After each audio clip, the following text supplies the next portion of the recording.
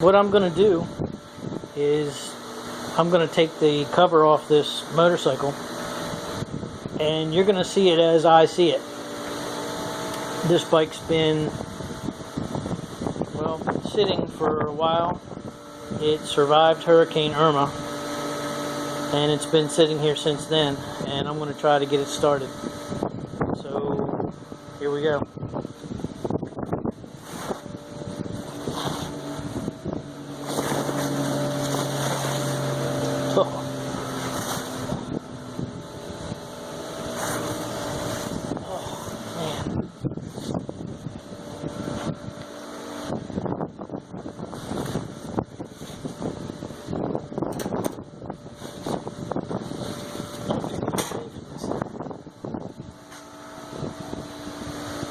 Alright, this is a 1985 Harley Davidson Ironhead Sportster.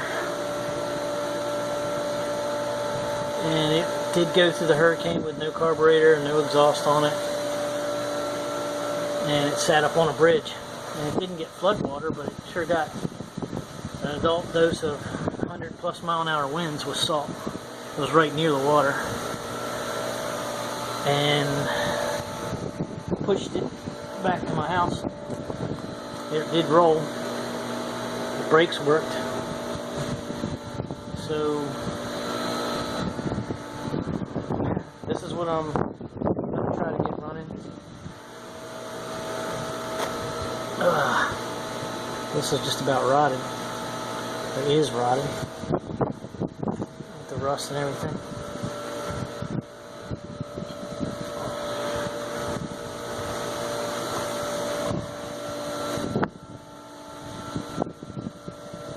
So, this is where I'm going to start with.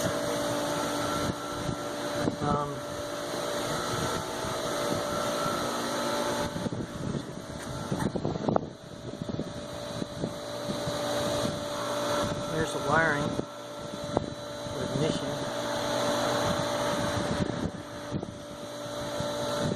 So I guess I'm going to, first thing to do is see if the engine's locked up, see if I can, the pistons will move, and I'll go from there. Stand by.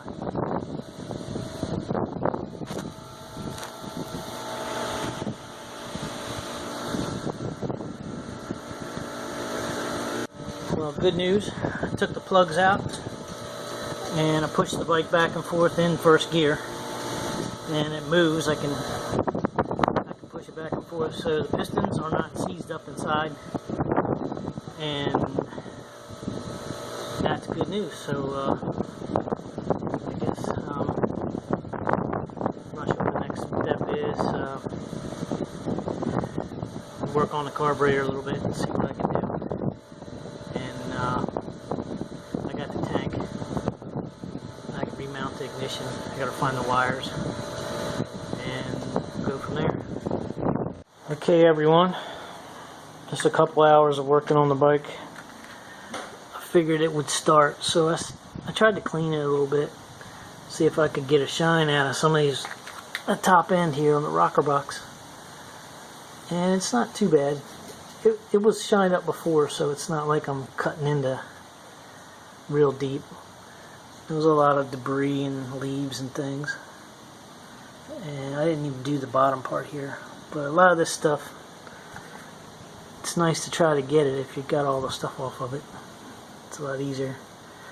Once you put the carburetor on, it's hard to get in there.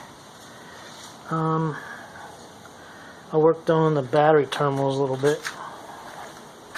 Let's get over here. The sun's blocking it. I just cleaned up the battery terminals a little bit. They were really bad, dirty. And you can see some of the damage to this frame. You can see where it's rusting through.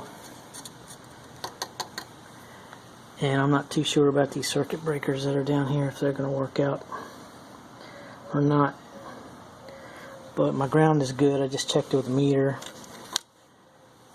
And I want to see if I can get a little shine on this side, if it would actually cut through by hand real fast. and I got a battery charging right now, and I'm going to throw this battery on after I have to get to work, so I'm going to resume this later, but I think it's going to start.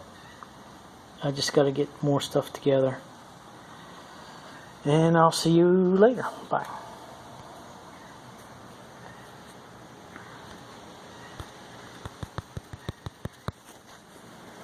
Okay, good afternoon, all you Sportster-aholics and lovers of all things rusty with two wheels. I have a battery charged up today, and I'm going to hook it to these terminals, and I've determined that this right here is a ground. I'm sorry, yeah, that's a ground going to the frame of the engine. And this wire here goes over to the, if you can see that, goes into the starter. And this wire here is a hot wire. This one's been replaced, it's not factory. And that goes up into here and feeds that breaker. It's kind of questionable looking, a lot of corrosion on that. So I'm going to throw the power to it anyway and see if I can get this ignition switch to go. This is not a stock 85 ignition switch. This was replaced. What you need to know about this bike is not only did it survive Irma, but this bike went underwater to about, I'd say right in the middle of the tank, right where it said Harley Davidson, with seawater, salt water.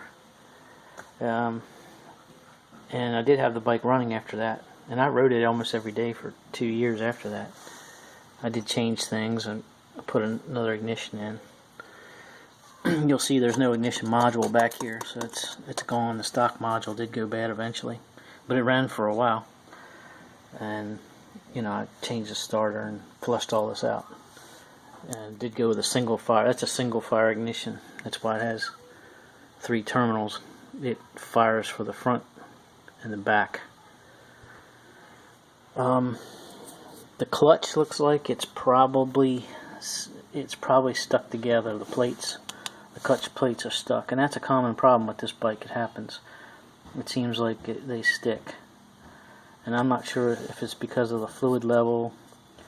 Maybe you should put more fluid in it, but if it sits a while, the clutch plates will stick, and then when you go to squeeze the clutch lever, it doesn't disengage. And some people say you can pop it or force it to break, but I might have to take this side cover off, and I'll make a video of that too. There's a little differences in this bike and some of the older Ironheads. Someone told me that this last Ironhead is kind of like the bottom end is Evo and the top end is old, like the old. So it's kind of like a hybrid. I don't know if that's true, but I do know the clutch basket down here is different, and it's year specific. I think if you look in a catalog, if you have an 85, your other ones won't fit, and they're a little pricey. So if you can get a clutch basket somewhere used, or hang on to them. Let me pause this thing and hook a battery up.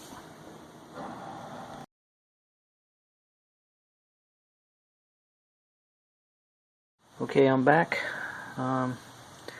Got the battery in. For you beginners out there, you got ground terminal on this one, a single ground terminal, and then you have 2 wires on that terminal, positive, one to the starter hardwired in and one to the main circuit breaker here. And I'm going to check and see if I got some power to the starter. It's hard to do this with one hand. I need to get a tripod or something. Okay, so I don't know what's a good ground here.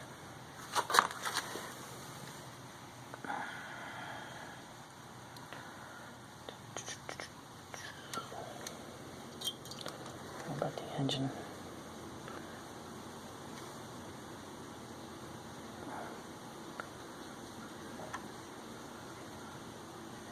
Okay, I get some voltage.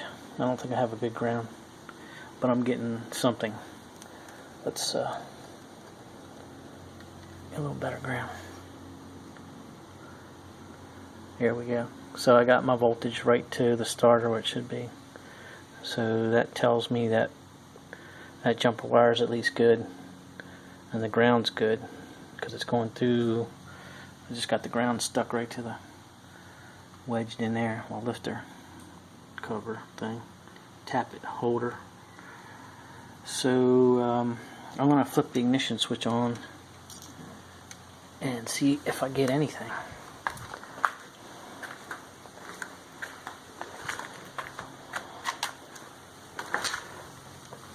Alright, let's see.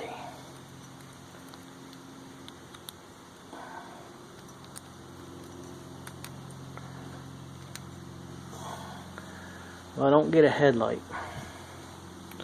That's not good. So let's see what else we got. Or don't have.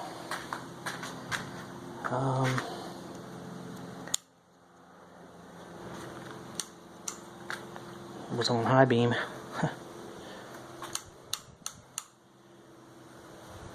That's your horn, which I don't have a horn hooked up, so it won't go. We should have lights inside the gauge. I don't have that.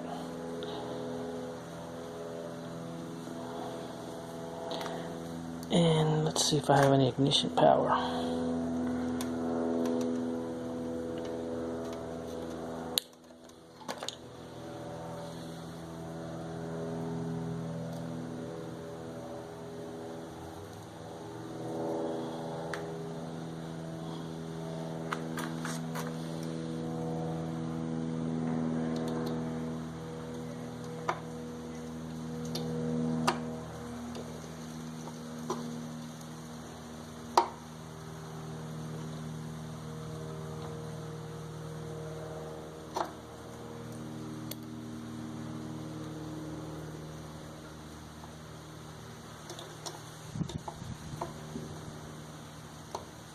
I think my jumper's dead. I'm not getting any power. Let's see, I should be getting 12 volts to here.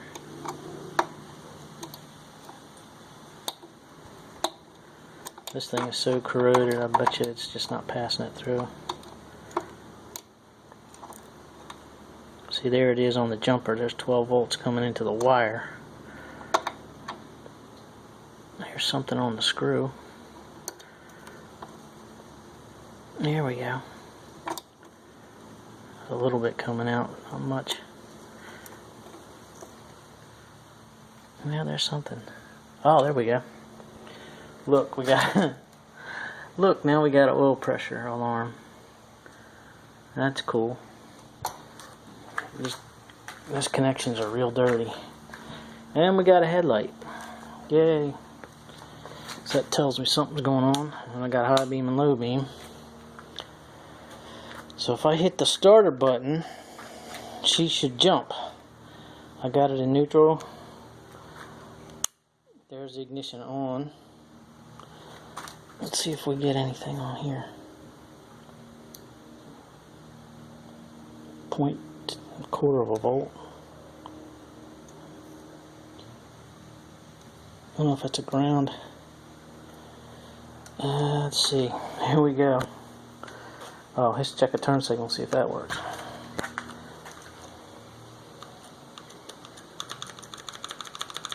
No turn signal.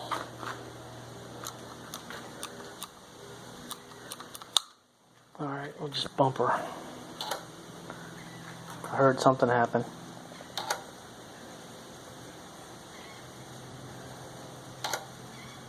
Sounds like the circuit breaker making a noise. Turn it off.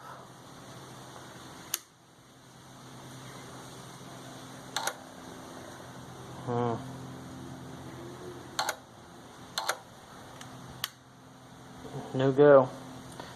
Alright, so I gotta investigate that. Probably a bad connection, but there is something going on when I hit the starter button. starter could be seized up. That's possible. Let's hope not. Alright, thanks.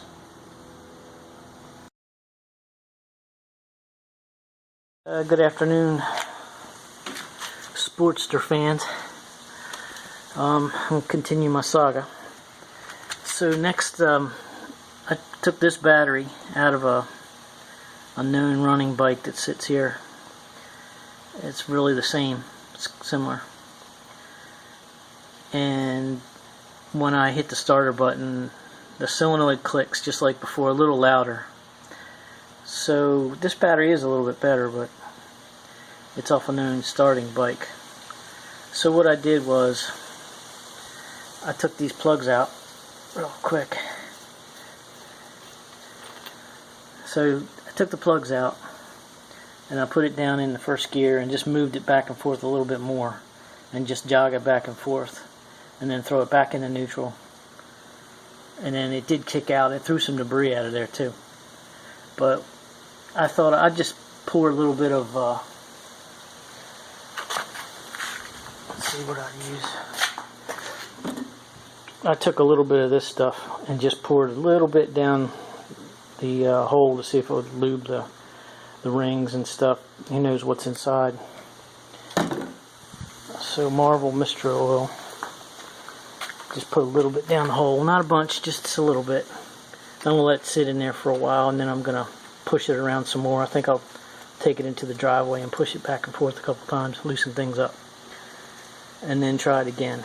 But definitely I need to do something with some of these connections. But you know, the thing is just to get it running. And what I'm trying to do is make it start without buying anything. I want to see if I can get it started for what I have on hand laying around here. I mean, you can fix anything with enough money and time thrown at it. So it's just an idea of, can I get it running without spending a bunch of money and save this engine? That's really all I'm trying to do. The rest of the frame is all pretty much toast. And you know, might as well save an Ironhead engine if you can. This engine's never had anything done to it. The top end and everything's all original. It's never had the valves pulled out of it or the heads off of it.